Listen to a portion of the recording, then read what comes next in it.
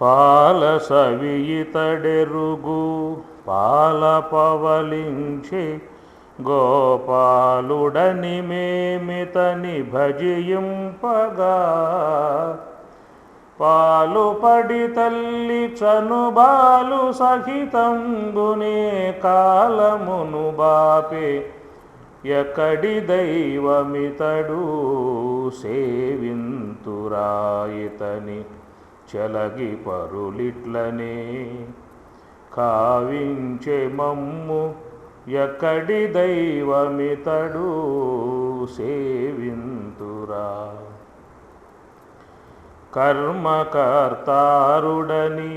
కడలేని పుణ్యములు కర్మ ఫలములు దమకు గైగొలుపగా కర్మగతి తెచ్చి వెంకట విభుడు మా ఉభయ కర్మములు బాపే ఎక్కడి దైవమితడు సేవింతురాయితని చెలగి పరులిట్లనే కావించే మమ్ము ఎక్కడి దైవమితడు సేవింతురా హిరణ్మయేన పాత్రేణ సత్యస్య అపిహితం ముఖం తత్వం పూషన్ అపావృణు సత్యధర్మాయ దృష్టయే హిరణ్మయేన పాత్రేణ ఉపాసనా సంబంధంగా చెప్పుకోవచ్చు. హే పోషణ్ సూర్యభగవానుడా సత్యస్య అపిహితం ముఖం సత్యస్య ముఖం సత్యం అంటే బ్రహ్మస్వరూపం. ఆ బ్రహ్మం యొక్క ముఖం అపిహితం ముయ్యబడి ఉన్నది. దేని ద్వారా అంటే బంగారు పాత్ర ద్వారా ముయ్యబడి ఉన్నది. కాబట్టి త్వం నీవు నా మీద అనుగ్రహముతో అపావృణు నువ్వు కాస్త ఆ మూత తీసేస్తే సత్యధర్మ యదృష్టయే మేము దానిని దర్శించుకుంటాం. కాబట్టి నువ్వు ఉన్నదే ఆ మూత కాస్త తీసేయి అని చెప్పని ఇట్లాగంటే మీకు ఉపనిషత్తుల భాష అన్నమాట. మీకేం తెలుస్తుంది దీని? ఓహో ఒకవేళ ఆ బంగారు పాత్ర ఎక్కడో ఉందేమో ముయ్యబడి, మరి మనం కూడా ఆయన ప్రార్థన చేద్దాం తీయమని చెప్పని ఇక కనబడితే ప్రార్థన చేయటం అంటే ఏముండదు, గబగబ పోయి తెచ్చుకుంటూ ఎట్లు పెట్టేసుకుంటాం. బంగారు పాత్ర కదా, ఇనప పాత్ర అయితే ఆయన చెబుతాం తీయమని చెప్పేసి అని. బంగారు పాత్ర కాబట్టి ఇక చెప్పేదేముంది, ఇంకా చక్కగా పట్టుకొస్తున్నాం ఇంట్లో పెట్టుకున్నావా. హిరణ్మయేన పాత్రేన మీకు ఆధ్యాత్మికంలో ఏం చెప్పుకోసారంటే సాత్విక, రాజసిక, తామసిక. సాత్విక దానికేమో చిహ్నముగా వెండి చెబుతారు, రజోగుణానికేమో బంగారం చెబుతారు, తామసికానికి ఇనుము చెబుతారు. ఈ మూడు వస్తాయి ఈ యొక్క ఆధ్యాత్మిక మార్గాలు. గజేంద్ర మోక్షంలో కూడా 3 శృంగంబులు ములసియుండు అని చెప్పినట్టు సప్తమ స్కందం అష్టమ స్కందంలో ఈ 3 చెప్తాడు. అక్కడ 3 శృంగములు అని చెప్పని అంటాడు. 3 శృంగాలు, ఒకటి ఎండి శృంగం, బంగారపు శృంగం, ఇనప శృంగం. అది చెప్తాడు 3 శృంగాలు. మీకు భాగవతంలో చూడడం కావాలంటే అష్టమ స్కందంలో 3 శృంగములతో ఉందంట ఆ పురం. ఈ పురమే గజేంద్ర మోక్షం అంటే జీవుడే గజేంద్రుడు, జీవుడే గజేంద్రుడు అన్నమాట. లేకపోతే ఆ గజేంద్రుడు పోరాడతాడా? ఎన్నేళ్ళు పోరాడాడు మడుగులో ఉండి. అలయక సలయక వేసట నలయక కరిమ కరితోడ ఉడ్డను ఉద్దండత రాత్రులు సంధ్యలు దివసంబులు సలిపెన్ పోరొక్క 1000 సంవత్సరములు. 1000 సంవత్సరాలు పోరాటం చేయటం అంటే సామాన్యమా? బతికుండే అవకాశాలు ఉంటాయా? ఎందుకంటే అక్కడ ఒక పారమార్థికమును చూపించడానికి ఇక్కడ వ్యావహారికాన్ని మనకి తీసుకొస్తారన్నమాట. అది ఎందుకంటే లోకంలో ఉన్నటువంటి వాళ్ళందరూ కూడా శాస్త్రకారుల యొక్క విషయంలో పసిబిడ్డలే. మేమైతే పెద్దవాళ్ళం అయ్యాము, తలమెరిసిపోయింది, పండ్లు ఊడిపోయాయి, అన్నీ అయిపోయాయి, పెద్దవాళ్ళు అయిపోయి చెప్పి అనుకుంటున్నాం మనం. కానీ మహాత్ముల యొక్క దృష్టిలో మాత్రం అందరూ కూడా పసిపిల్లలే అన్నమాట. అంటే దేహం పెరగటం పెద్దరికం కాదు ఆలోదృష్టి. జ్ఞానం పెరిగితే పెద్దరికం. మనం పెద్దరిక వ్యవహారం ఏంటంటే కాలాన్ని బట్టి పెద్దరికం నిర్ణయిస్తాము, ఏమి దేహాన్ని బట్టి. వాళ్ళు జ్ఞానాన్ని బట్టి పెద్దరికం వాళ్ళు నిర్ణయిస్తారన్నమాట. సాంఖ్యయోగౌ పృథగ్బాలా ప్రబదంతి న పండితా. గీత 5వ అధ్యాయం. సాంఖ్యయోగం, సాంఖ్యము, యోగము రెండు కూడా పృథక్ వేరువేరుగా ఉన్నాయని చెప్పని చెబుతారు. బాలాహ బాలురు అన్నాడు. ఎవరా బాలురు? అలే పిల్లకాయలు ఏమన్నా పండితులే, తలమరిసిపోయిన పండితులే, శాస్త్రజ్ఞానం అంతా ఉన్నవాళ్ళే. అయినా సాంఖ్యయోగం, సాంఖ్యం వేరు యోగం వేరు అని చెప్పి పృథక్ వేరు వేరునని చెప్పి చెబుతారు. వాళ్ళు బాలురయ్యా అని చెప్పని అన్నాడు. న సాంపరాయ ప్రతిభాతి బాలం కఠోపనిషత్తులు అంటాడు. నా సాంపరాయ, సాంపరాయత్వం లేదు, ఆస్తిక భావం లేదు, దైవభావం లేదు, మోక్షభావం లేదు. కేవలం ఎత్త భావన మాత్రం, డబ్బు సంపాదించడమే ప్రధానంగా ఉంటుంది వాడికి. వాడిని ఏమన్నారని చెప్పండి మన కఠోపనిషత్తులో? నా సాంపరాయ ప్రతిభాతి బాలం, వాడు బాలుడు అని చెప్పి అన్నాడు. ప్రమాద్యంతం విత్తమోహేన మూఢం, వాడు మూఢుడు, విత్తములయందే దృష్టి తప్ప. పునః పునః ఆపద్యతేమే, వాడు నా వద్దకే వస్తూ ఉంటాడు పదే పదే అని. ఇట్లా మనకేంటంటే శాస్త్రకారులు అక్కడ మా అందరినీ కూడా బిడ్డలాగా భావించడమే అన్నమాట. ఆ తెలియనితనంతో ఉండటమే, అజ్ఞానంతో ఉండటమే పసిబిడ్డ విధానం అలాగనమాట. అది కాబట్టి ఏం చేస్తారని చెప్పారంటే, మీరు పిల్లకాయలకి ఏదన్నా నీతి చెప్పాలంటే ఏం చేస్తారు?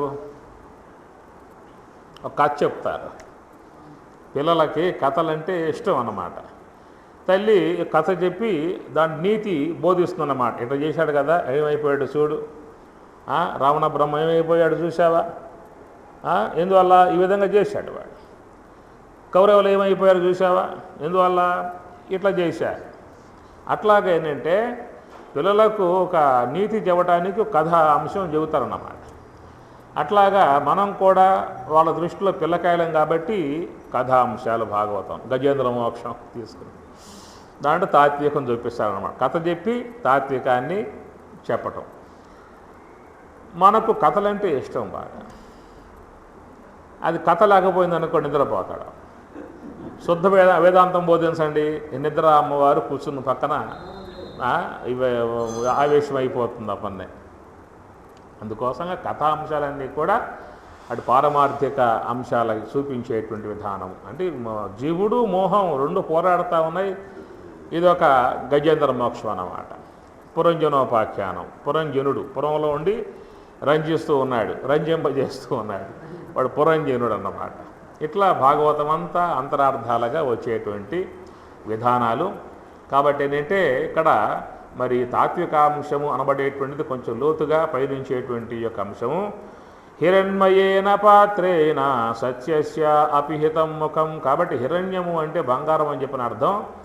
ఈ బంగారం అనేటువంటిది సత్యస్వరూపమగు బ్రహ్మము యొక్క, సత్యం అంటే బ్రహ్మమే, బ్రహ్మము యొక్క ముఖాన్ని మరి అది మూసేసిందన్నమాట. ముఖం అంటే మామూలుగా అర్థం నోటికి అర్థం ముఖం అని చెప్పనంటే. వదనం అంటే మొత్తం పేసు అంతా కలిసి వదనం అంటారు. ముఖం అంటే నోటికి అర్థం అన్నమాట. సరే, ఇక్కడ వదనంగా భావించినట్లయితే మా పరమాత్మ యొక్క వదనమును, పరమాత్మ స్వరూపాన్ని మరుగు చేసింది బంగారపు పాత్ర, బంగారపు మూత చేత అది ముయ్యబడి ఉన్నది అని చెప్పాను. ఇట్లాగ చెప్పుకుంటూ పోయామనుకో, విన్నటువంటి వాళ్ళు చివరికి ఏమంటారని చెప్పారంటే, ఎందుకనేమో వేదాంతం అర్థం కానిదని చెప్పని అంటూ ఉంటారు అనేటువంటి లేవులకు వచ్చేస్తారు. ఒక ఆయన చెప్పాడు, వేదాంతం అంటే ఏమి లేదు, తనకు తెలియంది ఇతరులకు అర్థం కాంది.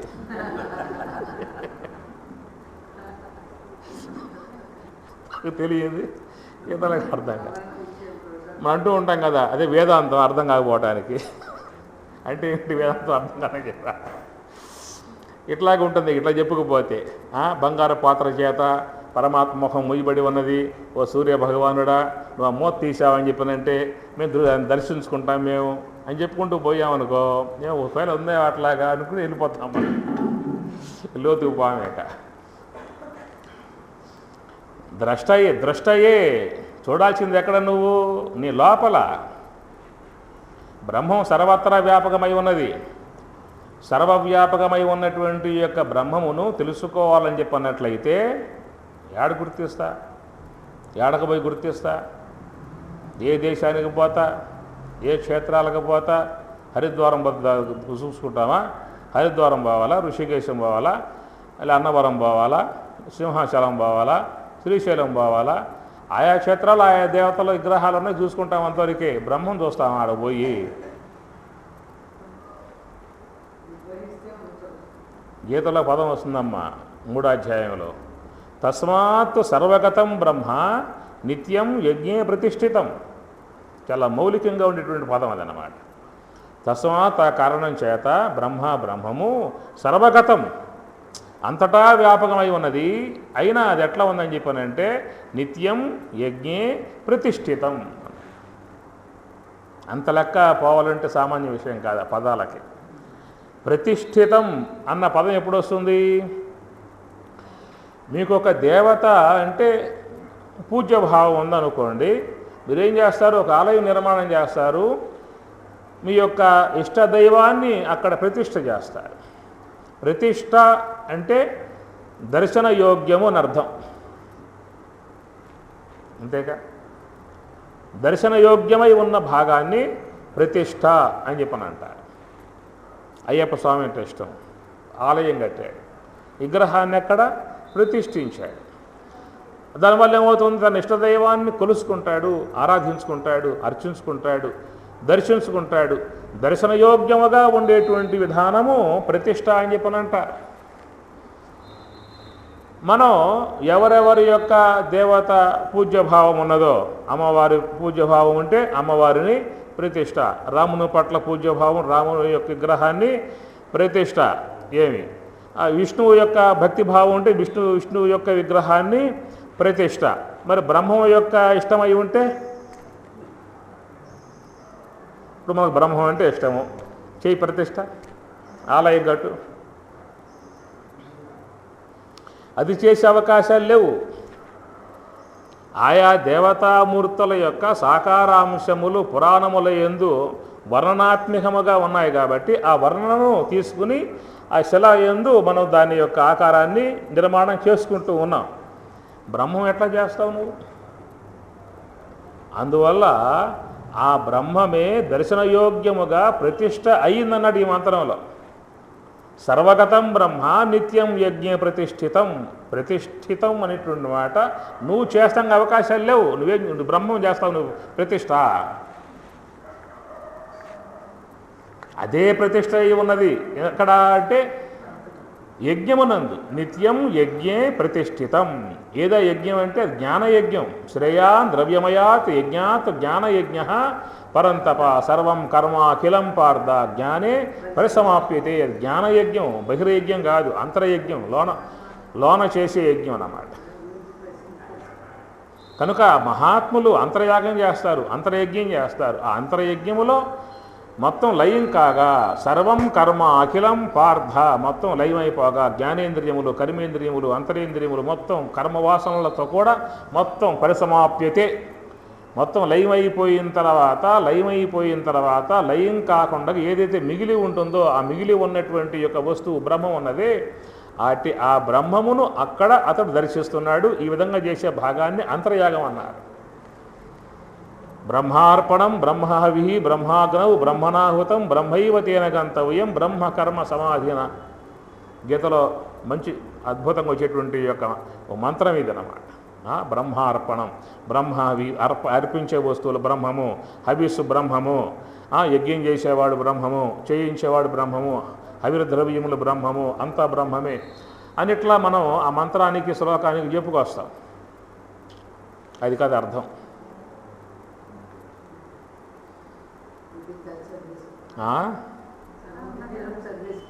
మనకి ఇదే ఉంటుంది. గీతలో చూసినట్లయితే యజ్ఞం చేసేవాడు బ్రహ్మ, కట్టెల బ్రహ్మ, నూనె బ్రహ్మ, ఈయన బ్రహ్మ, చేసేవాడు బ్రహ్మమే, అంతా బ్రహ్మమే అని చెప్పాను. అర్పణం బ్రహ్మ అనగా ఇది అంతర్యాగం, ఇది జ్ఞానయజ్ఞం, ఇది లోన చేసేటువంటి జ్ఞానయజ్ఞం. ఈ జ్ఞానయజ్ఞం ఏదైతున్నదో అంతర్యాగము అనగా సాధకుడు యోగము ద్వారా మనస్సుని సంకల్పాల నుండి వేరు చేసి హంస మార్గంగా ఉండగా లోనికి పయనిస్తూ ఉన్నప్పుడు ఆ లోన అర్పింపబడేటువంటి యొక్క ఏవైతే ఉన్నాయో అవన్నీ కూడా బ్రహ్మ అని చెప్పి అన్నాడు. అనగా లోన ఉన్నటువంటి సూక్ష్మదేహ సంబంధమై ఉన్నటువంటి యొక్క ఇంద్రియ సముదాయం అంతా కూడా ఎక్కడ ఇవన్నీ కూడా ఏ తస్మదాత్మన్ ఆకాశ సంభూత ఆకాశాద్ వాయు అగ్ని అగ్నే ఆపహ అద్భ్య పృథివీ అని చెప్పన్నాడు కదా. ఈ పంచభూతముల యొక్క సంబంధమై ఉన్నటువంటి యొక్క వస్తువులే లోన ఉన్నటువంటి జ్ఞానేంద్రియాలు, కర్మేంద్రియాలు, అంతరేంద్రియాలు మొత్తం కూడా ఈ పంచభూతాంశములచే ఏర్పడినటువంటి యొక్క వస్తువులు. ఈ పంచభూతాంశముల చేత ఏర్పడ్డటువంటి యొక్క వస్తువులను మనం వ్యవహారం కోసంగా వాడుకుంటూ ఉన్నాం. ప్రకృతి ద్వారా ఇవ్వబడ్డటువంటి యొక్క ఇంద్రియ సముదాయం మనం వ్యవహారం కోసంగా వాడుకుంటూ ఉన్నాం. నీకు వ్యవహారం సిద్ధించాలంటే ఇవన్నీ ఉండాలి, ఇవన్నీ దగ్గర పెట్టుకోవాలి, ఇవి వాడుకోవాలన్నమాట. చూడాలా కన్ను వాడుకోవాలి, వినాలా చెవి వాడుకోవాలి, తినాలా నోరు వాడుకోవాలి, మాట్లాడాలా వాక్కు వాడుకోవాలి, సంకల్పించాలా మనస్సు వాడుకోవాలి. ఆ పని ఇప్పుడు చేస్తున్నాం మన ఆ పని. ఒకవేళ నీకు పారమార్థికం సిద్ధించాలని చెప్పని అంటావా, మొత్తం లోన పడేసేసి వ్యవహారం కోసం కావాలంటే ముందు పెట్టుకో, పరమార్థం కావాలంటే అర్పణం బ్రహ్మ అవిహి బ్రహ్మ బ్రహ్మ అగ్నవు లోన ఉన్నటువంటి అగ్ని కూడా బ్రహ్మ బ్రహ్మణ హుతం. ఆ మొత్తం కూడా స్వీకరించి లోపలికి అంతర్ముఖంగా తీసుకువెళ్ళి జ్ఞానేంద్రియాలు, కర్మేంద్రియములు, అంతరేంద్రియములు, మనస్సు, బుద్ధి, చిత్తాహంకారాలని కూడా లోనికి తీసుకుపోయి దాంట్లో హోమం చేసేటువంటి వాడు కూడా బ్రహ్మణాహుతం. బ్రహ్మము చేతనే హోమం చేయబడుతున్నది. అన్నీ లయమైపోయిన తర్వాత బ్రహ్మైవ తేన గంతవ్యం, పొందబడే వస్తువు చివరికి ఏముంది అక్కడేగా బ్రహ్మ. చివరికి ఏముంది అక్కడేక ఏషా బ్రాహ్మీ స్థితి అడిగేం లేదు, ఉంద తానొక్కడే.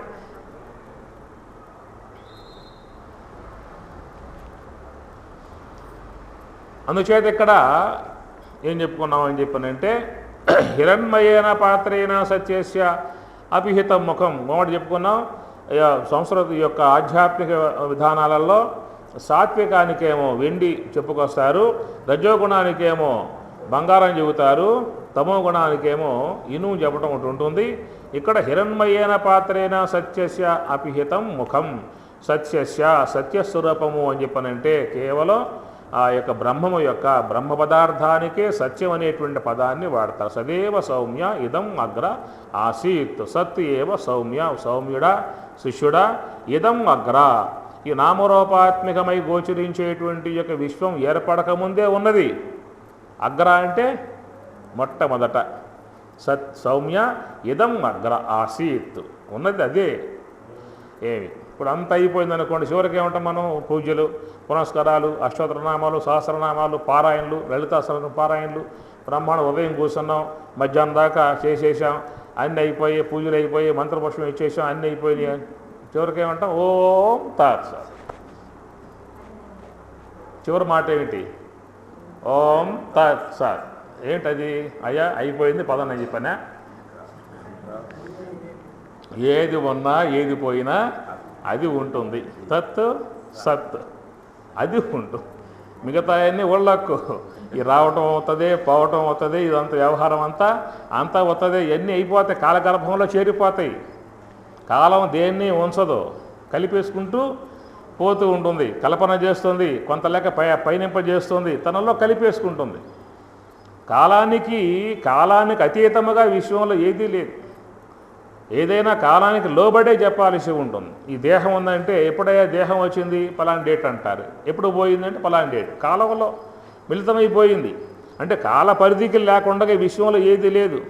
బ్రహ్మలోకం కూడా, ఏ లోకమైనా కానీ ఆ బ్రహ్మ భవనాథులు, ఆ బ్రహ్మదేవునికి కూడా కాలమే, కాలంలోనే ఉన్నాయన్నమాట.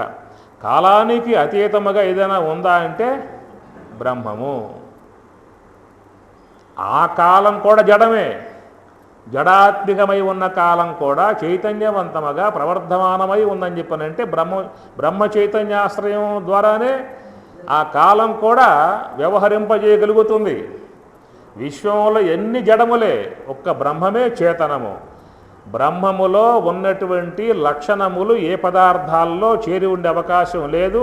ఒకవేళ ఉన్నాయి అంటే ఆ బ్రహ్మ లక్షణం దీంట్లో భాషిస్తుంది. యక్షుషా న పశ్యతి ఏన చక్షుంసి పశ్యతి తదేవ బ్రహ్మత్వం విద్ధి నేదం విదిదం ఉపాసతే. యక్షుషా న పశ్యతి, ఏ చక్షురేంద్రియం స్వయంగా దర్శించలేదో, దేని యొక్క ఆశ్రయం కలిగి చూడగలుగుతుందో, తత్ ఏవ బ్రహ్మ, అదే బ్రహ్మముగా త్వం విద్ధి తెలుసుకో. ఇంద్రియాలే కాదు, దేవతల సహితం కాలంతో కూడా సమస్తం ఏది నామరూపాత్మికములై ఉన్నటువంటి ఏవైనా కానీ అన్నీ కూడా కాలానికి లోబడే ఉంటాయి, ఆ కాల అధీనములో ఉంటాయి. ఆ కాలం బ్రహ్మము యొక్క అధీనంలో ఉంటుంది. బ్రహ్మం సర్వాధిష్టానము, అన్నీ కూడా కాలంలో కల్పింపబడేటువంటివి, కలిసిపోతూ ఉంటాయి, లయమైపోతూ ఉంటాయి. కనుక అన్నింటికంటే మూలమై ఉన్నటువంటి యొక్క వస్తువు బ్రహ్మం కాబట్టి ఆ బ్రహ్మం ఏమన్నా ఓం తత్ సత్, ఓం ఓమితి ఏకాక్షరం బ్రహ్మ, ఓం తత్ సత్, తత్ అది సత్ ఉన్నది. బ్రహ్మమునకు తత్ అనే పదం వాడతారు. తత్ అంటే బ్రహ్మమునే చెప్పాలి. ఎందువల్లంటే బ్రహ్మ అనే పదం నపుంసలింగం, అది రాముడు అంటే పుంలింగం, అది సహ రామ, అతడు రాముడు. సా సీత, సా సీత, సా అనే పదం వాడాలి. స్త్రీలింగానికి సా అనే పదం వాడాలి, పుంలింగానికి సహ అనే పదం వాడాలి. బ్రహ్మ అనే పదం నపుంసలింగం కాబట్టి తత్, ఓం కిం తద్బ్రహ్మ, కిం తద్బ్రహ్మ, తత్ అనే పదం వాడతారు. తత్ అంటే బ్రహ్మమే, తత్ సత్తు, అది ఉన్నది, ఉంటుందన్నమాట, సద్దు వస్తువు అది. అలాంటి ఆ సత్యస్వరూపమై ఉన్నటువంటి యొక్క బ్రహ్మము మరేమయ్యా, బ్రహ్మం అంతటా అఖండమై వ్యాపకమై ఉన్నది కదా. అఖండమై వ్యాపకమై ఉన్నటువంటి యొక్క ఆ బ్రహ్మమును మరి ఈ బంగార పాత్ర ఎంత లెక్కుండి ఆవహించింది?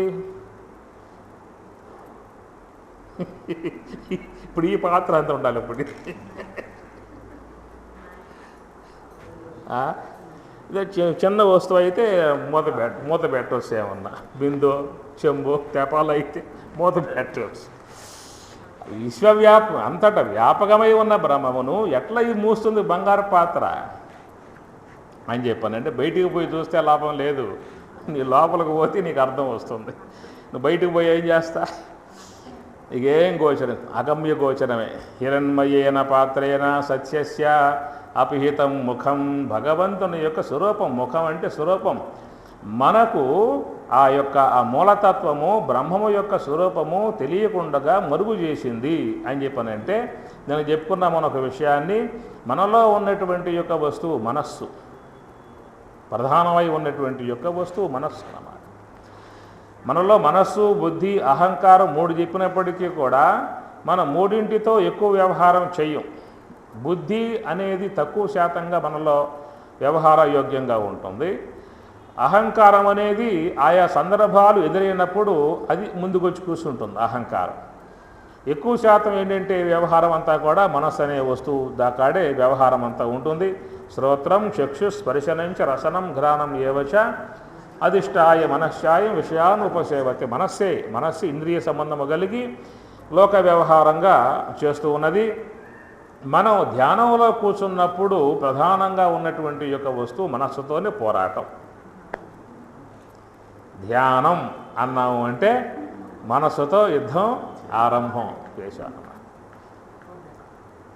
ఇప్పుడు ఆశ్రమానికి వెళ్ళాం, స్వామి దగ్గర కూర్చున్నాం, బ్రహ్మోపదేశాన్ని పొందాం, దర్భసభ కొనుక్కున్నాం, జంకశర్మం కొనుక్కున్నాం, జపమాల కొనుక్కున్నాం, ఇంటికి వచ్చాం, సుశిరు భూతులమయ్యాం. అప్పుడు ఉపదేశం పొందాం కదా, అదొక ఉల్లాసం, అదొక ఉబలాటం అన్నమాట. ఆ పూట ఆ పూజా మందిరం కూడా బాగా అలుక్కుని ముగ్గులు వేసుకుని బ్రహ్మాండంగా చేసుకుని స్నానం చేసుకుని పట్టుబట్టలు ధరించి ఈగుదిరగలు ధరించి బ్రహ్మాండంగా తయారైపోయి అప్పుడు సాపు వేసుకుని జంకశర్మం వేసుకుని గురువు దండం పెట్టుకుని పద్మాసనం చిన్ముద్ర కూడా పెట్టుకుని పద్మాసనం వేసుకుని కూర్చుంటాం. కళ్ళు మూసాడని చెప్పినంటే కారణం అవుతుంది అన్నమాట. అంతకుముందు ఏం తెలుస్తావు వీడికి, ఇంతకుముందు ఏం తెలియదు వాడికి, ఇది ఎట్లా ఉంటుందో చెప్పేసి అని. ఎప్పుడు కళ్ళు మూసాడో అప్పుడే ఆరంభం అవుతుంది లోపల. ఏమ్మా, అంతర్యుద్ధం ఆరంభం, ఇక ఆ పూటతో ఆరంభం అవుతుంది అన్నమాట. అది ఈ విధంగా చాలామంది మరి ధ్యాన విషయంగా చేస్తూ ఉంటారు. మరి ఆ ధ్యానం వల్ల మనకేం కావాలని చెప్పి ఉద్దేశం అని చెప్పని మనస్సు ఏకాగ్రముగా ఉంచటం. తత్రైకాగ్రం మనఃకృత్వ, మనస్సు అనే దాన్ని ఏకాగ్రముగా, నిశ్చలముగా, నిర్మలముగా, ప్రశాంతముగా ఉంచే ఉద్దేశంతోనే మనం కూర్చునే ఉద్దేశం కూడా. కానీ లోపల ఉన్నటువంటి సతాయిస్తూ ఉన్నాయే సంకల్పాలు పుట్టలు పుట్టలుగా వస్తూ ఉంటాయి, అవి విజృంభిస్తూ ఉంటాయి. కొంతమంది అయితే తల విదిలించి మొహం కడుక్కొని వచ్చి మళ్ళీ కూర్చోవటం అవుతుందన్నమాట. ఎందుకు? చాలామంది అంటూ ఉంటారు, స్వామి ధ్యానం చేస్తూ ఉన్నాం, మనస్సే ఉండటం లేదు, ఎందువల్ల స్వామి అంటారు. చాలామంది వచ్చిన వాళ్ళు కూర్చుని స్వామి చిన్న సందేహం అని చెప్పని అంటారు. ఏమిటమ్మా అంటే, మనస్సు ఉండటం లేదు అమ్మా, ఆలోచనలు వస్తూ ఉన్నాయి. అది చిన్న సందేహం కాదు, వాస్తవానికి చాలా పెద్ద సందేహమే. ఏమిటంటే మనస్సు అనేటువంటి వస్తువు యొక్క విధానంలో సంకల్ప మానసం కర్మ. మనస్సు ఏం చేస్తుందయా అంటే సంకల్పాలు చేస్తూ ఉంటుంది, దాని పనిది. మనస్సులో సంకల్పాల ప్రవాహం ఒక పక్క జరుగుతూ ఉన్నది. ఇప్పుడు కాసేపు వింటున్నావు కాబట్టి ఇట్లా మనసు ఆగి ఉన్నది. నేను చెప్పడం ఆపేశాను అనుకో, ఏ అమ్మటి అందుకుంటాయి, వచ్చేస్తాయి ఆలోచనలు. ఆ టీవీ చూస్తున్నప్పుడు కాసేపు ఆగి ఉంటుంది అట్లాగా. అది ఆపామంటే ఈ విధంగా మనము నిత్య జీవితంలో ఒక ఆలోచన విధానమైనటువంటి యొక్క ఫ్లో ప్రవాహాన్ని మనం అభ్యాసం చేశాం. ఏదో ధ్యానం అని చెప్పనే ఉద్దేశంతో ఉదయం కూడా స్నానం చేసినప్పుడు కాస్త బట్టలు మంచి ధరించి ఏదో శుచి ప్రదేశంలో జింగశరము దర్భాసనం మీద వేసుకుని అట్లా కూర్చుని ఒక అరగంట పావుగంట పెట్టుకుంటాడు టైం ఉంది. అక్కడ అలారం పెట్టుకుంటాడు. మళ్ళీ ఆఫీసు పోవాలి, బ్యాంకుకి పోవాలి, ఇవన్నీ కూడా పెట్టుకుంటాడు. ఈ అరగంట అయినా ఉంటాడా అని చెప్పానంటే మధ్య మధ్య పానీయం సమర్పయాలి, ఉత్తరాపోషణం సమర్పి. ఎందువల్ల కారణం అట్లా అని చెప్పానంటే మన మనస్సు ఒక ప్రవాహంగా ఆలోచన విధానంగా జరుగుతూ ఉన్నది. ఆ జరిగే ప్రాసంగం ఉన్నది చూసా, అది జరుగుతూ ఉంటే కూర్చున్నావు, కూర్చున్నాకేమవుతుంది, ఆ ప్రవాహం అట్లాగే పోతుంది. పైగా ఏదో చూసే వాళ్ళకి మాత్రం మనం ఏదో లోపల బ్రహ్మాండంగా అనిపిస్తుంది. కర్మేంద్రియాన్ని సంయమ్య యాస్తే మనసా స్మరన్ ఇంద్రియార్థాన్ విమూఢాత్మ మిథ్యాచారస్స ఉచ్యతే. ఆ పాప అంటుంది, మన లోపల ధ్యానం చేస్తున్నాడు, డిస్టర్బ్ చేయబాకని చెప్పి బయట అంటారు అమ్మగారులోను పిల్లలు. లోపల సంగతి ఎట్లా ఉంటుంది? అది ఏమిటంటే మనం దీర్ఘకాలికంగా ఆలోచన ప్రవాహం పెట్టాం. ఏదో ఆకాశపట్టు లాగుతుందా నీకు? ఆ ప్రవాహం ఎక్కడ వచ్చేస్తుంది? కళ్ళు తెరిచి ఉన్నప్పుడు ఏ యొక్క ప్రవాహం యొక్క కంటిన్యూషన్గా చేసుకుంటూ వచ్చావో, రెప్పలు మూతపడ్డా అప్పులు అట్లాగే పోతున్నాను. ఈ విధంగా 10 ఏళ్ళు అవుతుందండి ఇట్లా ధ్యానం చేయటం ఆరంభం చేసి. అప్పుడు ఎట్లా ఉందో ఇప్పుడు కూడా కారణం చెప్పండి. ఏమిటో నువ్వు ఎప్పుడు ఆపే ప్రవాహాన్ని? ఎప్పుడు ఆపా? దానికి శాస్త్రం చెప్పేది ఏంటంటే సతు దీర్ఘకాల నైరంతర్య సత్కార ఆసేవిత దృఢభూమి. పతంజలి చెప్పిన మాట. సతు దీర్ఘకాల నైరంతర్య సత్కార ఆసేవిత.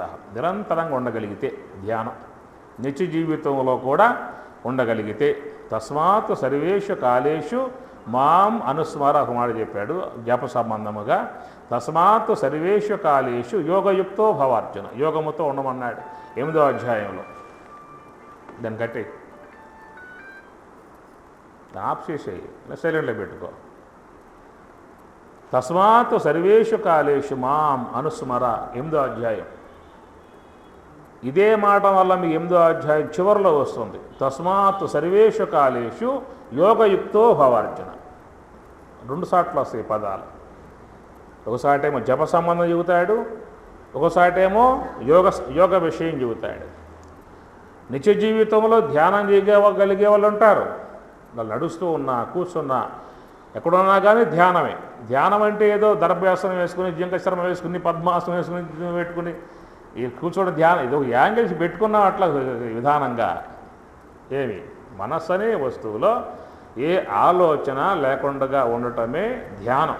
ధ్యానం నిర్విషయం మనః ఉపనిషత్తు అన్నది. మనస్సులో ఏ సంకల్పము లేకుండా ఉండేటువంటి విధానాన్ని గమనిక, అబ్జర్వ్డ్. నీ గమనికలో నువ్వు ఉండగలిగేటువంటి విధానం అభ్యాసం చేయగలిగితే వస్తుంది. అది కొద్ది కాలం చేయాలి. అది కనుక అభ్యాసంలోకి వచ్చిందనుకోండి, అభ్యాసం స్వాభావికమవుతుంది. పలుమార్లు చేయబడ్డటువంటి యొక్క అభ్యాసము అది స్వాభావికమవుతుంది. అందువల్ల పరమాత్మ ఏమన్నాడు గీతలో, అభ్యాసేన తు కౌంతేయ వైరాగ్యేన చ గృహ్యతే. ఆ పదం వాడటం కారణం అదే. యాజ్రీజ్గా ఆ పదమే మీకు పతంజలి శాస్త్రంలో ఉంది. అభ్యాస వైరాగ్యాభ్యాం తత్ నిరోధ. పతంజలి శాస్త్రంలో ఉన్న పదమే మీకు అక్కడ స్వామి గారు అదే పదం వాడతాడు. అభ్యాస వైరాగ్యాభ్యాం తత్ నిరోధ అని పతంజలి. అదేమిట పరమాత్మ గీతలో అభ్యాసేన తు కౌంతేయ వైరాగ్యేన చ గృహ్యతే. అభ్యాస బలం అంటారన్నమాట. ఇప్పుడు వెహికల్ నేర్చుకోవాలి పిల్లగాడు, ఏం చేస్తాడు? మెయిన్ రోడ్డుకు పోతాడా? ప్లే గ్రౌండ్ అయితే ఆడెవరు ఉండరు. అది ప్రాక్టీస్ అది అభ్యాసం, ప్రాక్టీస్ చేస్తాడు. చేయగా ఏమవుతుంది? స్వాభావికమవుతుంది. అది చేయగా స్వాభావికమవుతుంది. మెయిన్ రోడ్డుకు వచ్చేస్తాడు. మంచి జమ్మున మహావేగంగా పోతూ ఉంటాడు. ఎవరైనా వచ్చారా టక్కన బ్రేకులు పడిపోతాయి.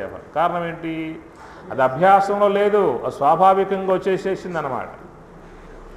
స్వాభావికమైంది కాబట్టి ఎమ్మటే అన్నీ పనిచేస్తాయి ఒక్కసారిగా. అది అభ్యాసంలో అయితే ఈ కాలు ఆపాలా, ఇవి నొక్కాలి, అయ్యే లోపల పడిపోతుంది అప్పుడు.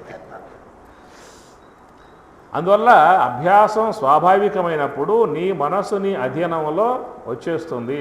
నువ్వు ఎక్కడున్నా ధ్యానమే, కూర్చున్నా ధ్యానమే, నుంచున్నా ధ్యానమే, పడుకున్నా ధ్యానమే.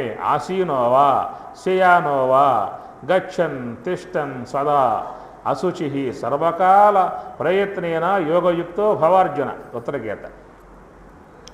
ఆసీనోవా శయానోవా, పడుకునే ఉన్నావా, కూర్చుని ఉన్నా, నడుస్తూ ఉన్నావా, ఆగి ఉన్నావా, అవి నీకెందుకు క్రియలన్నీ కూడా?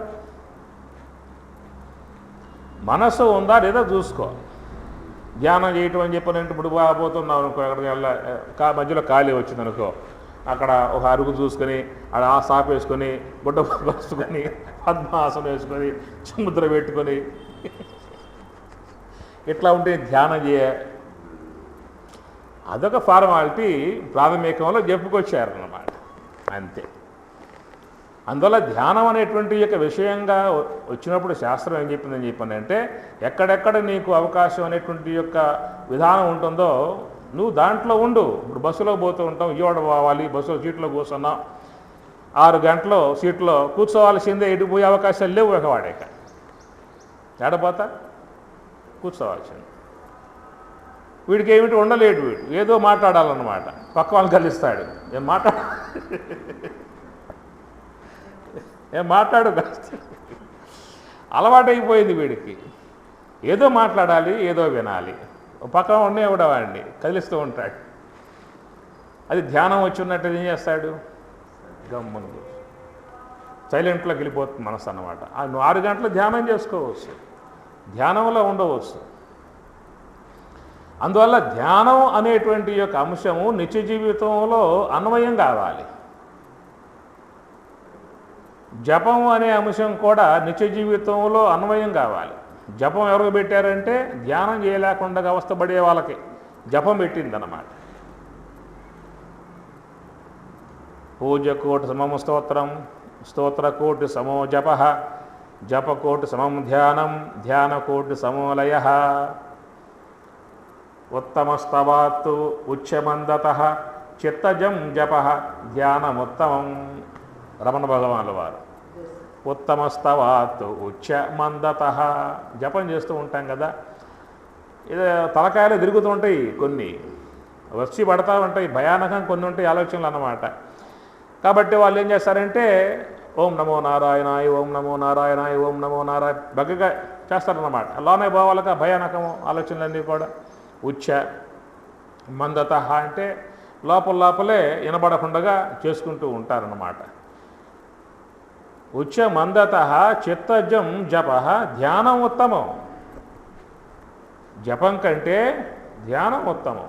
యమ నియమ ఆసన ప్రాణాయామ ప్రత్యాహార ధారణ ధ్యాన సమాధి. ధ్యానం ద్వారా ఆత్మానుభవం ఏర్పడుతుంది. ధ్యానం దగ్గర ఆత్మ యొక్క అనుభవానికి. అయితే ధ్యానం చేయాలంటే సంస్కారం ఉండాలి, సాత్వికం ఉండాలి. సంస్కారవంతుడై ఉంటే ధ్యానం బాగా చేస్తాడు. లోన ఉన్న సంస్కారాల అవి సాత్వికవంతంగా ఉంటే పర్వాలా. అవి రాజసిక తామసిక సంబంధ సంస్కారములు కనుక బలీయంగా ఉన్నాయనుకో అవేం చేస్తూ ఉంటాయి, ధ్యానంలో కూర్చొనేవో.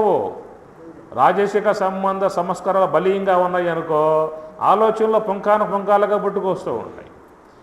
తామసిక సంబంధ సంస్కారం బలీయంగా ఉందా అని చెప్పనంటే నిద్ర ముంచుకొస్తూ ఉంటుంది వీడి. అట్లా కూర్చున్నాడా లేదో వెనక్కు వాలా ముందుకు వాలా. నిద్ర వస్తుంది కదా అని పోయి పడుకుంటే అక్కడ వాళ్ళ నిద్ర రాదు. ఇది ధ్యానములో ఉన్నటువంటి విధానములో ఈ రాజసిక తామసిక సంబంధ సంస్కారాల యొక్క ప్రభావం ఉన్నటువంటి వాళ్ళు ధ్యానం చేయలేక ఉన్నటువంటి విధానంలో గురువులు ఏం చేస్తారంటే మంత్రాన్ని ఇస్తారు. నాయనా నువ్వు దీని చేయి, ముందు జపతో నాస్తి పాతకం. మంత్ర పఠనం చేసినట్లయితే కొంత దోషం తొలగిపోతుంది కాబట్టి చిత్తం శుద్ధమైన తర్వాత ధ్యానంలోకి పోయే అవకాశం ఏర్పడు. అదే సంస్కారవంతమై ఉన్నటువంటి వాళ్ళకు ఉన్నదే అవన్నీ అవసరంలా నేరుగా వన్వే ధ్యానంలోకి వెళ్ళిపోవచ్చు అన్నమాట. అది సంస్కారం. సాత్వికం బాగా సంస్కారవంతమై ఉండాలి. సాత్వికవంతమై ఉండగలిగితే అట్టి వాళ్లకు ఏం అవసరం లేదు. అట్లా కూర్చున్నారా అని చెప్పానంటే మనస్సు అట్లాగే ఉండిపోతుంది. సీతారామ సంవాదంలో రాముడు సాంఖ్యాన్ని బోధిస్తాడు, అమ్మవారు తారకం బోధిస్తుంది, రాముడు సాంఖ్యాన్ని బోధిస్తాడు. అప్పుడు రాముడు అస్తమస్తగా సమయోగం చేసి ఆంజనేయ స్వామికి ఉపదేశం చేస్తాడు. రెండో సాంఖ్యం అయినప్పుడు అక్కడ సన్నివేశం చూపిస్తాడు. అట్టి తన్నుగాంచి ఆనందమూర్తి చిత్రరూపమట్లు చేష్టలుడికి తనువు మరచి కొంత తడవూరకుండెను ఆంజనేయుడో హేమాద్రి తనయ. అట్టి తన్నుగాంచి ఆనందమూర్తి తన స్వరూప జ్ఞానం పొందాడు. సంస్కారవంతమై ఉన్నటువంటి జీవనమాట. సంస్కారవంతుడై ఉన్నట్లయితే, సాత్వికం ప్రబలంగా ఉన్నట్లయితే, పుణ్య విశేషం బాగా ఉన్నట్లయితే వాళ్ళకి ఎక్కువ సమయం అవసరం లేదు. ఎక్కువ సమయం రావటం అంటే లోన మలదోషం, విక్షేపం, ఆవరణం, ఆలోచనలు నిద్ర రెండు బాధిస్తూ ఉంటాయి. మనస్సులో ఆ యొక్క ప్రగాఢముగా సంస్కారాలు ఉన్నప్పుడు కనుక ఆ మనస్సులో ఎక్కువ శాతంగా ఏముందయా అని చెప్పానంటే ఎక్కువ శాతం ఈ రాజసిక సంబంధ సంస్కారాలు ప్రబలంగా పడి ఉంటాయన్నమాట మనస్సు లోపల. కాబట్టి మనస్సులో చేరి ఉన్నటువంటి యొక్క రాజసిక సంబంధమై ఉన్న సంస్కారములు అనేటువంటివి ఈ యొక్క ఆలోచన పరంపర పుంఖానుపుంఖాలుగా ఏర్పడుతూ ఉన్నటువంటివి. ఇవి మన యొక్క స్వరూప ప్రాప్తికి అడ్డం. మన ఏవ మనుష్యానాం కారణం బంధమోక్షయోహో బంధాయ విషయాసక్త ముక్త్యై నిర్విషయం స్మృతం. అంతే, ఒకే మాట. మనోహి ద్విధం ప్రోక్తం శుద్ధం చ అశుద్ధమేవ చ. అశుద్ధం కామ సంకల్పం, శుద్ధం కామ వివర్జితం. ఎవరి యొక్క అంతఃకరణం శుద్ధమై ఉంటుందో ఆ శుద్ధమై ఉన్నటువంటి వానికి అక్కడ మూత లేదు. ఆవరణమే మూత. హిరణ్మయేన పాత్రేన అపిహితం, ముయ్యబడి ఉన్నది. లోన మనసు అనేటువంటి యొక్క వస్తువులో మనస్సే బ్రహ్మ, హిరణ్య గర్భుడు మనస్సే బ్రహ్మ. ఆ బ్రహ్మ ఏం చేస్తాడు? వ్యావహారిక వస్తువు నిర్మాణం చేస్తాడు. ఈ బ్రహ్మ ఏం చేస్తాడు? ప్రాతిభాషిక జగత్తుని ఈ నిర్మాణం చేస్తాడు. రెండున్నర జగత్తులు, వ్యావహారిక విశ్వం ఆ బ్రహ్మ, ప్రాతిభాషిక విశ్వం ఈ బ్రహ్మ. మనలో ఉన్న బ్రహ్మేమో ఈ విశ్వ నిర్మాణం చేస్తాడు. ఆ బ్రహ్మేమో ఈ నామరూపాత్మిక వ్యావహారిక విశ్వం ఆయన నిర్మాణం చేశాడు. ఆ బ్రహ్మ నిర్మాణం చేసిన వ్యావహారిక వస్తువు బంధహేతువా, ఈయన చేసేటువంటి ప్రాతిభాషిక వస్తువు బంధహేతువా?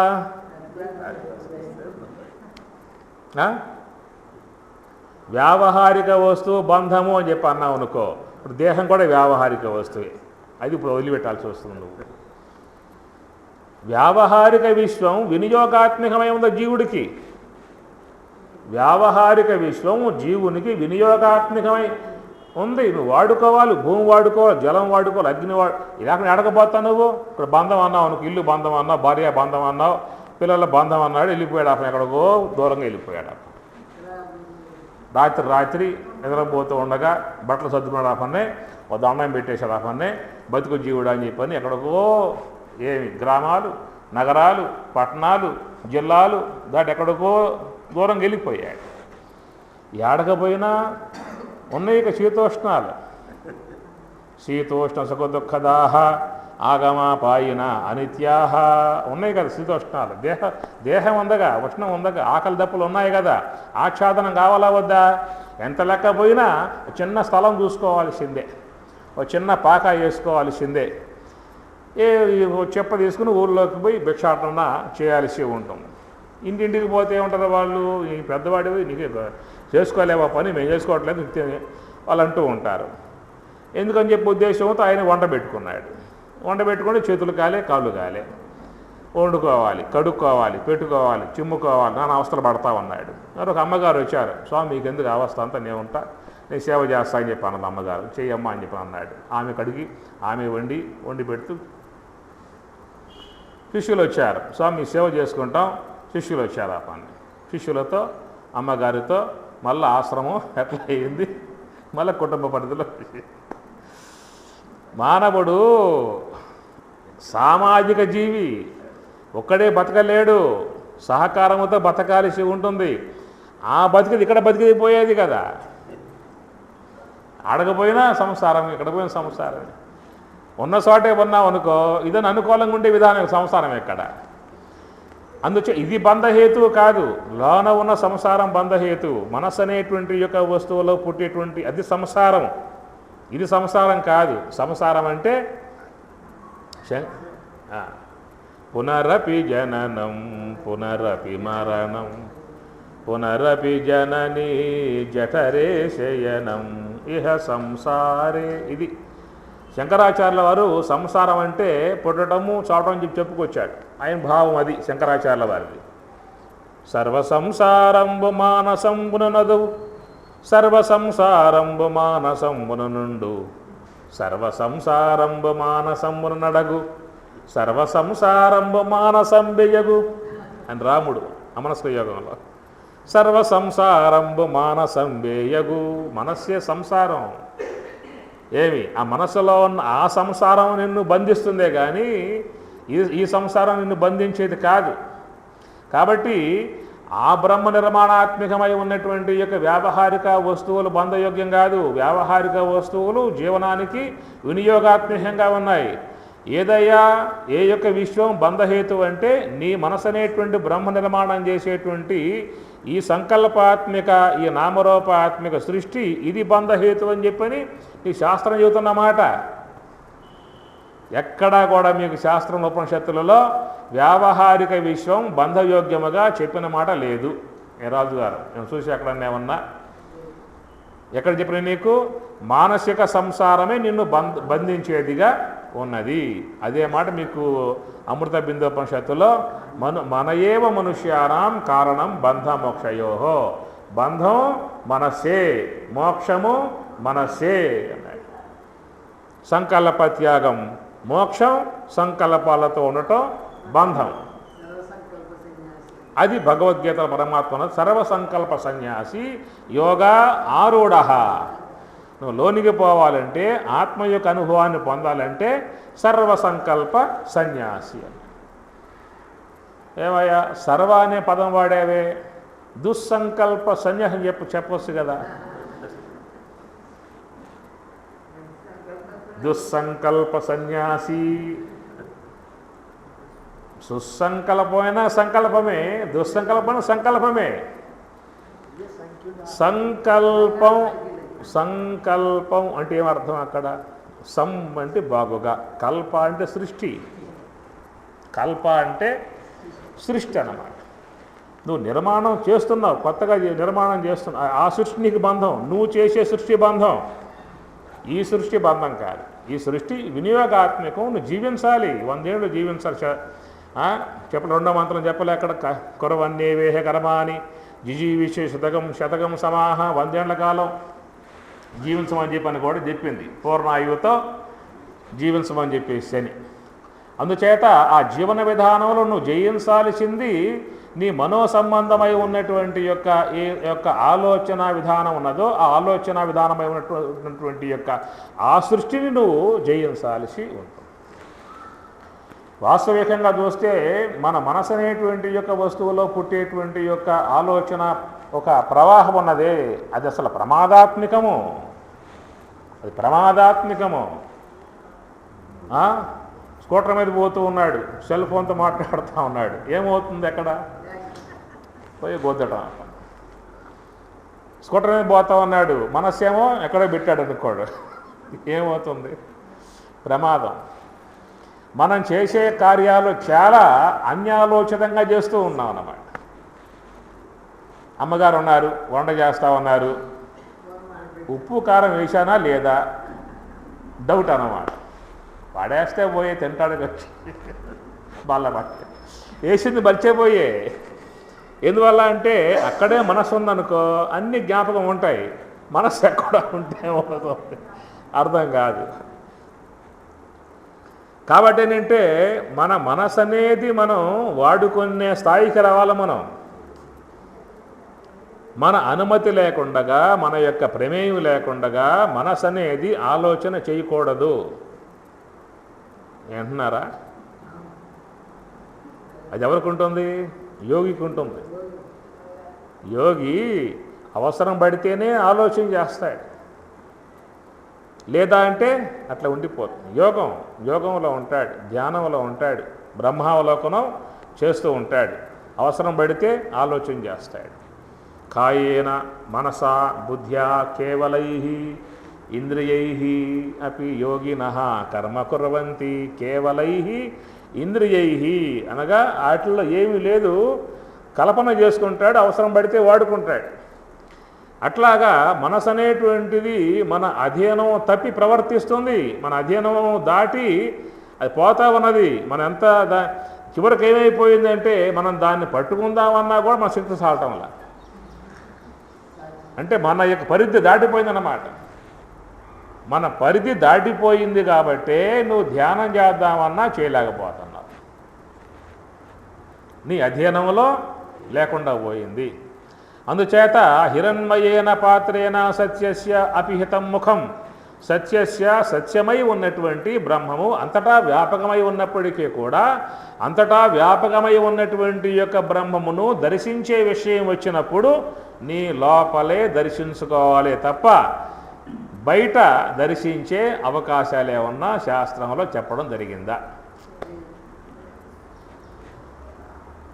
శుచౌదేశే ప్రతిష్టాప్య స్థిరం ఆసనం ఆత్మనః నాత్యుచ్ఛృతం నాతినీచం చేలాజన కుశోత్తరం తత్రైకాగ్రం మనః కృత్వా యతచిత్తేంద్రియక్రియః ఉపవిశ్వాసనే యుంజాతి యోగం ఆత్మవిశుద్ధయే సమం కాయ శిరోగ్రీవం ధారయన్ అచలం స్థిరః సంప్రశ్నాసికాగ్రం స్వం దిశాన. అంత ధ్యానమే. గీతలో చెప్పినంత కూడా మొత్తం ధ్యాన సంబంధం. కాబట్టి నువ్వు సాకారమై ఉన్నటువంటి యొక్క దివ్యమూర్తులు దర్శించేటువంటి యొక్క ఉద్దేశం ఉన్నట్లయితే నువ్వు ఆయా క్షేత్రాలకు పోవాల్సిందే. అన్నవరం స్వామి కావాలంటే ఎక్కడ పోవాలి? నువ్వు అన్నవరం స్వామి కావాలంటే అన్నవరమే పోవాలి. నామాల స్వామి కావాలని వస్తే నువ్వు తిరుమల కొండకి పోవాలి. మల్లికార్జున స్వామి అయితే నువ్వు శ్రీశైలమే పోవాలి. విశ్వేశ్వరుడు అయితే నువ్వు కాశీకే పోవాలి. బ్రహ్మమైతే అది ఉన్న పాయింట్ అంతే. ఇంకో మాటే లేదు. ఇది శిలాశాస్త్రం అన్నమాట. గేట్ చెప్పింది ఆ మాటే. లోనకు పో నేనున్నాను, బయటికి పోతే వేరే ఉంటాయి. లోనకు పోతే నీవే నేను, అయం ఆత్మ బ్రహ్మ అయం ఈ ఆత్మ, ఆత్మయే బ్రహ్మ. నీకు ఉపనిషత్తు చెప్పింది అన్నమాట. సర్వం ఏతద్ బ్రహ్మ, సర్వం ఏతద్ బ్రహ్మ, అయం ఆత్మ బ్రహ్మ. లోన ఉన్న దర్శించుకోవాలి తప్ప బయట ఉన్న బ్రహ్మాన్ని చూసే అవకాశం లేదు. లోన ఉన్న బ్రహ్మం దర్శించుకున్నావు అనుకో, బయట ఉన్న బ్రహ్మాన్ని నువ్వు చూసినట్లే. ఎందువల్ల? అదే ఇది కాబట్టి. అది దర్శించుకోవాలంటే నీకు పాత్ర ఇక్కడ ఒకటి ఉంది, బంగారు పాత్ర. బంగారు పాత్ర చేత ముయ్యబడి ఉన్నది. ఏదా బంగారు పాత్ర? రజోగుణముతో ఉత్పన్నమయ్యేటువంటి ఆలోచనలు. అది హిరణ్యమయ పాత్ర, బంగారం. రజోగుణాత్మిక హిరణ్య గర్భ అంటే మనస్సు బ్రహ్మ, హిరణ్య గర్భుడు. మనస్సు అనేది రజస్సుతో సంబంధం పడి ఉంది కాబట్టి అది ఎప్పుడూ కూడా ఆలోచనలు అనేటువంటివి చేసేటువంటి ప్రక్రియ విధానమే పూనుకొని ఉన్నది. అందుచేత ఏమిటి నీకు ఇక్కడ బంధము అనేటువంటి విషయం వచ్చినప్పుడు సంకల్పం బంధం, నిస్సంకల్పం మోక్షం.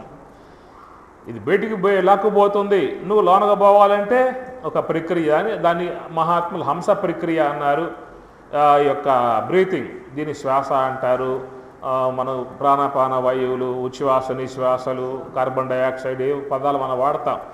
మనం వాడే పదాలు గాలి, ఊపిరి, శ్వాస, ఉచ్ఛ్వాస నిశ్వాసలు, ప్రాణాపాన వాయువులు, బ్రీతింగ్, ఏదో సంథింగ్ మనం వాడే పదాలు. మహాత్ములైతే దాన్ని హంస అన్నారు, దాన్ని సోహం అన్నారు, అజపానమ గాయత్రి అన్నారు, శబల బ్రహ్మ అన్నారు. ఇవన్నీ కూడా వాళ్ళు వాడే పదాలు అన్నమాట. ఎందువల్ల అట్లా వాడారయ్యా అని చెప్పానంటే, హంస అనే పదం ఎందుకు వాడారు? ఆ శ్వాసకి, ఆ శ్వాసకు హంస అనే పదం వాడారు. పూరకంబున హకారంబు పొందుపరచి కుంభకంబున బిందువు గూర్చి ఎంత రేచకంబున సకారంబు చూచు తెలివి నేను తెలియవలయు. సీతారామాంజనేయం తారక యోగంలో అమ్మవారు బోధిస్తుంది. పూరకంబున హకారంబు పొందుపరచి, లోనికి పోయే శ్వాస హకారం అన్నారు. కుంభకంబున బిందువు గూర్చి ఎంత, బిందువు అంటే సున్నా, హం. రేచకంబున సకారంబు, బయటకు వచ్చే శ్వాస సకారం, హం సహ, హం సహ, నిరంతరముగా. దాని సోహం అంటారు. హంస సోహం, హంస సోహం, హంస సోహం సోహం ఇతి కేలతి పిండాండే భగవాన్, కేలతి పిండాండే అని సదాశివ బ్రహ్మేంద్ర స్వామి గారు చెప్పిన మాట. కేలతి పిండాండే, పిండాండంలో కేలతి కేలిస్తూ ఉన్నది. ఎవరు? భగవాన్. భగవంతుడు శరీరమగు పిండాండములో కేలతి ఆయన సంచారం చేస్తూ ఉన్నాడట. అందువల్ల ఈ శ్వాసన మహాత్ములు సాకార బ్రహ్మము అనేదిగా పిలుస్తారు. వాయో త్వం ఏవ ప్రత్యక్షం బ్రహ్మాసి, త్వాం ఏవ ప్రత్యక్షం బ్రహ్మ వదిష్యామి, వదిష్యామి చెబుతూ ఉన్నాను. త్వాం ఏవ, త్వాం ఏవ నీవే ప్రత్యక్షమైన బ్రహ్మము. వాయో వాయువా ప్రత్యక్షముగా ఉన్న బ్రహ్మము. ఎందువల్ల అంటే ఆ బ్రహ్మం మాకు తెలిసేదిగా లేదు. ఇంద్రియ గోచరం, మనసుకు అందదు. ఎతో వాచో నివర్తంతి అప్రాప్ మనసాస, మనసుకు అందకుండా వాకులకు అందకుండా ఉన్నటువంటిదై అది ఉన్నది. కానీ మాకు ప్రత్యక్షంగా గోచరించే బ్రహ్మ ఎవరు అని చెప్పానంటే త్వాం ఏవా నీవే అని చెప్పని. ఇది మహాత్ములలో ప్రధానంగా వచ్చేటువంటి యొక్క మాట. వాళ్ళు ఈ హంస గురించి, శ్వాస గురించి వాళ్ళు తత్వవేత్తలు చెప్పిన మాట అన్నమాట. పాలు నీరు ఏర్పరచి పాలలో ఓలలాడినదే ఒక హంస, పాలు పడిన ఈ పరమహంసమున ఓలే ఉన్నదిదెనొక హంస, తిప్పలు బెట్టుచు తేలినదిదిగో ఉబ్బు నీటిపై ఒక హంస. పాలు నీరు ఏర్పరచి అనగా పాలు పెడితే ఏం చేస్తుందంటే పాల భాగంలో ఉన్న నీటిని వదిలిపెట్టి పాలు మాత్రమే తాగుతుంది. ఏదయ్యా అంటే హంస. ఆ హంసలు ఎక్కడ ఉంటాయా అని చెప్పి అడిగాం అనుకో, ఎక్కడికి పోవాలి? నిజామాబాద్ పోవాలా, మైసూరు పోవాలా, బెంగళూరు పోవాలా, కర్ణాటక పోవాలా, ఉత్తరాది పోవాలా, ఎక్కడ పోవాలి? మానస సరోవరం అని చెప్పిన అన్న. ఆ హంసలు ఉండేది ఎక్కడ అని చెప్పనంటే మానస సరోవరంలోనే ఉంటాయని చెప్పేసి. అది ఎక్కడో మానస సరోవరం అని చెప్పానంటే అది హిమాలయాల్లో ఉన్నది.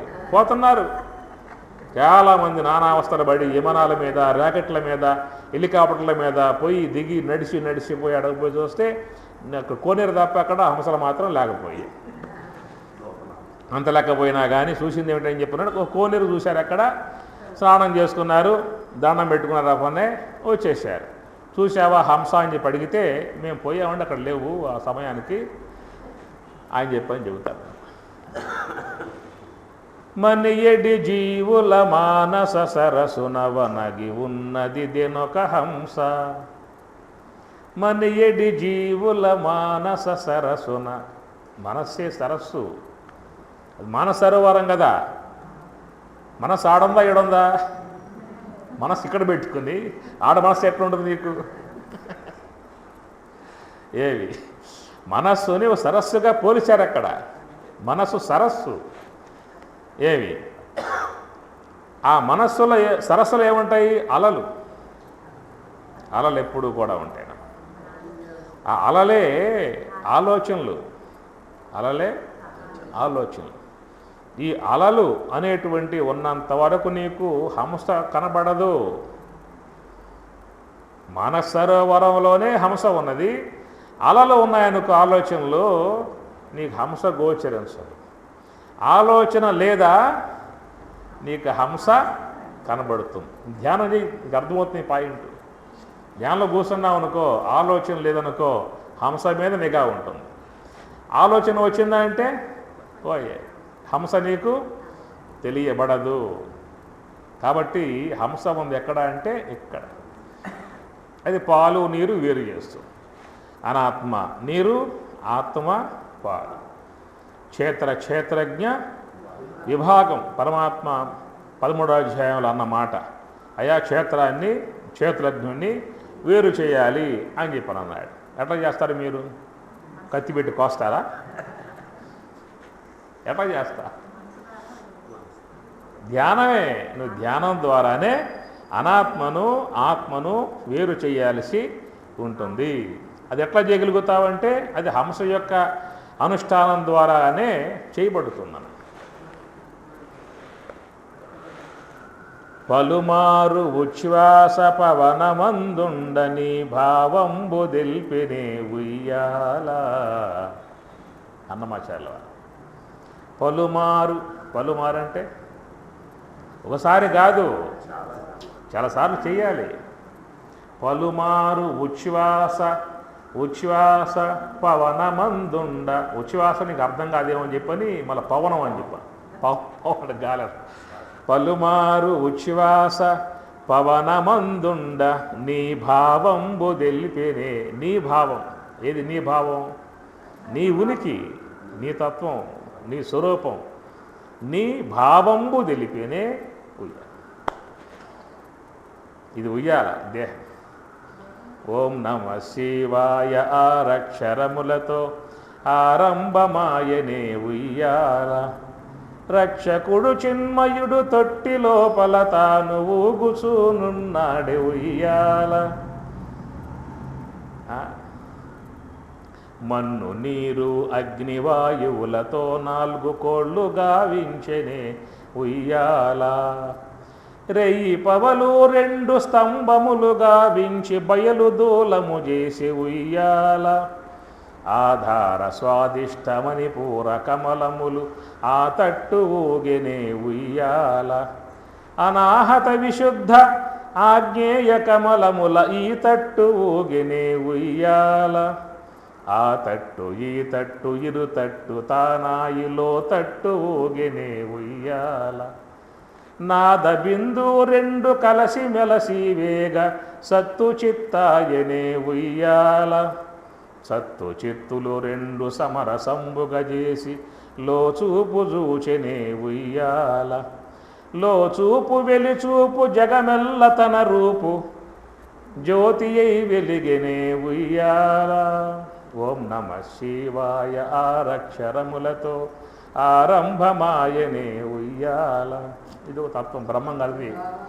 బ్రహ్మంగారికి బాగా ఉంటుంది తత్వాలు. అది చాలా దాంట్లో పరిచయం ఉంది బ్రహ్మంగారి.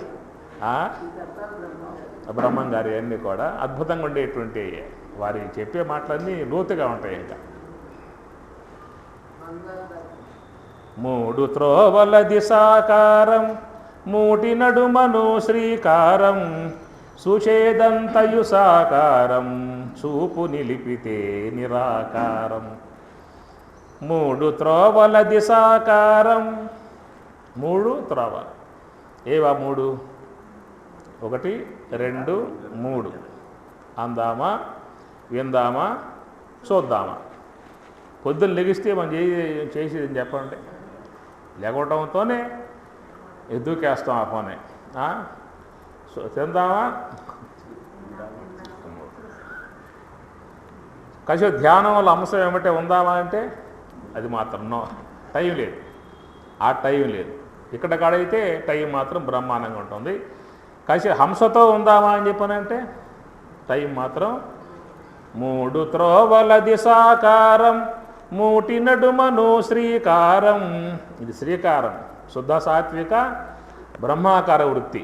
ఈ మూడు మలిన సాత్విక అవిద్యాకార వృత్తి. జీవుడు ఈ మూడింటితో కారణదేహం, సూక్ష్మదేహం, స్థూలదేహం యొక్క సంబంధాలతో ఉంటాడు. అవిద్యాబద్ధుడుగా ఉన్న జీవుడు సూక్ష్మదేహంతో ఉండి స్వప్నానుభవాన్ని, స్థూలదేహంతో ఉండి జాగ్రత్త వ్యవహారాన్ని చేసుకుంటూ ఉంటాడు. జాగ్రత్త వ్యవహారం వద్దనుకున్నాడా, సూక్ష్మదేహం యొక్క స్వప్న వ్యవహారం. అది వద్దనుకున్నాడా, కారణదేహంలో మళ్ళీ సుషుప్తిలో పడి ఉంటాడు. మళ్ళా ఆరంభం అయితే మళ్ళీ స్వప్నావస్థ, జాగ్రత్త అవస్థ, జాగ్రత్త నుంచి స్వప్నం, స్వప్నం సుషుప్తి. ఈ మూడే త్రివిధావస్థలు అన్నమాట. కాబట్టి శ్రీకారం అంటాడు ఇక్కడ బ్రహ్మేంద్ర స్వాముల వారు. మూడు త్రోవల దిశాకారం మూటి నడుమను శ్రీకారం చూచేదంతయు సాకారం చూపు నిలిపితే నిరాకారం.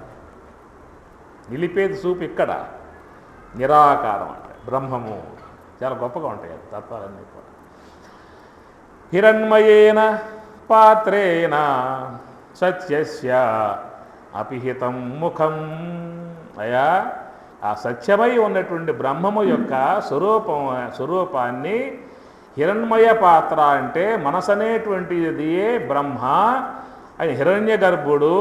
ఆ మనస్సులో ఉన్నటువంటి యొక్క రజోగుణమే, రజస్సంబంధమైనటువంటి యొక్క ఆలోచనలు ఆకారములుగా ఏర్పడతాయి. దృష్టి సృష్టివాదం అన్నారు. దృష్టి సృష్టివాదం. మనస్సు ఆలోచించిందా అంటే ఆ వస్తువు వచ్చేస్తుంది. అన్నమాట ఆకారం గోచరిస్తుంది. దృష్టి సృష్టివాదం. దీన్ని మీకు పంచముఖాలలో, పరమేశ్వర పంచముఖాలలో సజ్జోజాత ముఖం వస్తుంది.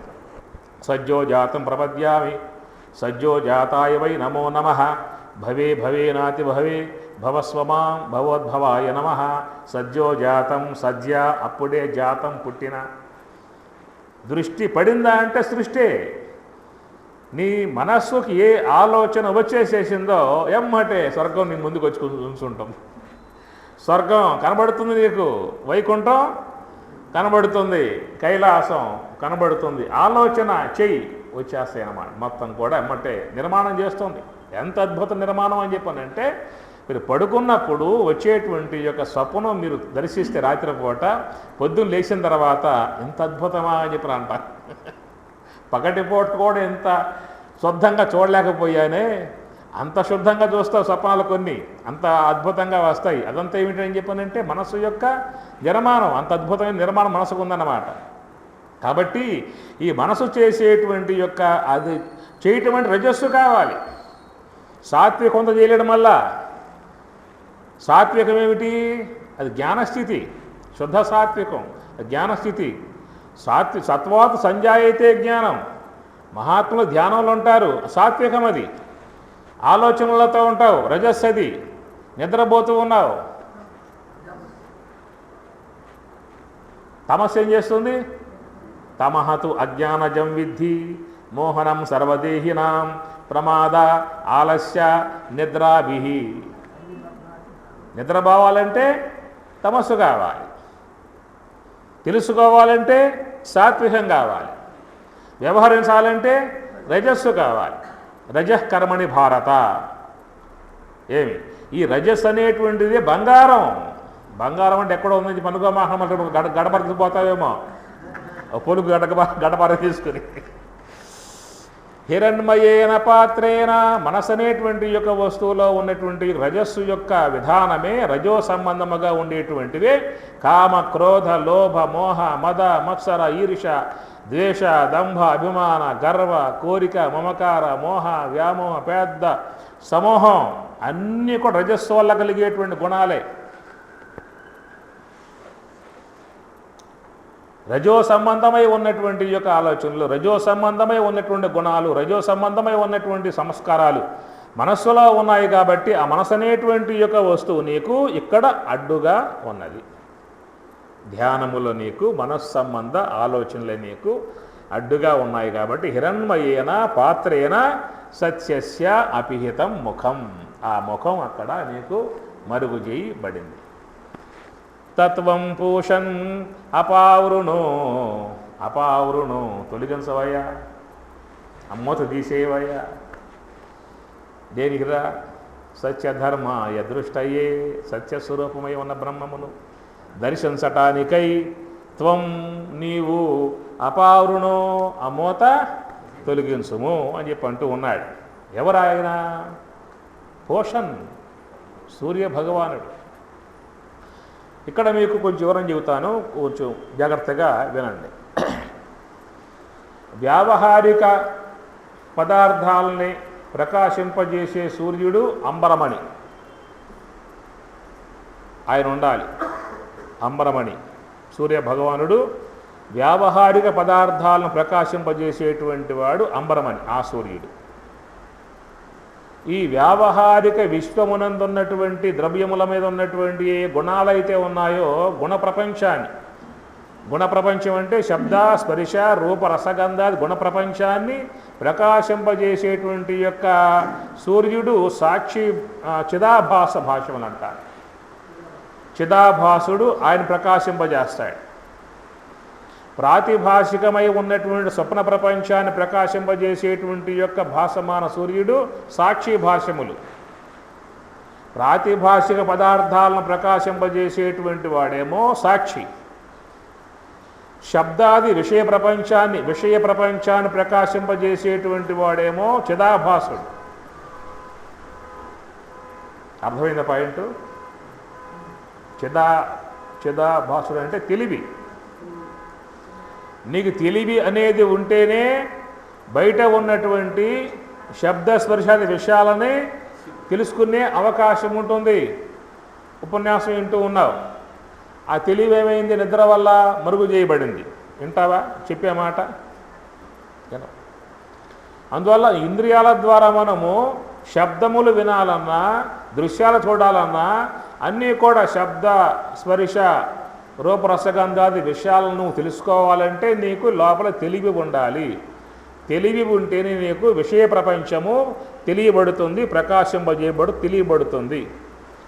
కాబట్టి విషయ ప్రపంచం ప్రకాశింపజేసేటువంటి యొక్క సూర్యుడేమో తెలివి, వ్యావహారిక ద్రవ్య ప్రపంచాన్ని ప్రకాశింపజేసేటువంటి సూర్యుడేమో అంబరమని, ప్రాతిభాషిక ప్రపంచాన్ని ప్రకాశింపజేసేదేమో సాక్షి సూర్యుడు, పారమార్థికమై ఉన్నటువంటి యొక్క బ్రహ్మమును ప్రకాశింపజేసేటువంటి వాడేమో జ్ఞాన సూర్యుడు. అమ్మా నాలుగు అన్నమాట. విమూఢానాను పశ్యంతి జ్ఞానచక్షుషః. కాబట్టి పారమార్థికమై ఉన్నటువంటి బ్రహ్మమును ప్రకాశింపజేయువాడు జ్ఞాన సూర్యుడు, విజ్ఞాన సూర్యుడు.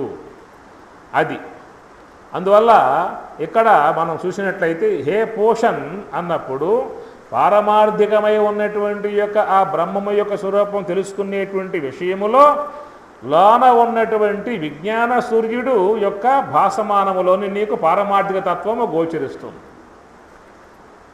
ఆ విజ్ఞాన సూర్యుడు అనేటువంటిది ఆవిర్భావం అయినప్పుడే నీలో ఆ ఆవరణమై ఉన్నటువంటివన్నీ కూడా తొలగింపబడతాయి. అన్ని ఆవరణాలే, ఇది ఒక్కటి కాదు. నీకు లోపల జ్ఞానేంద్రియాలు, కర్మేంద్రియములు, అంతరేంద్రియాలు అన్నీ కూడా ఆవరణాలే.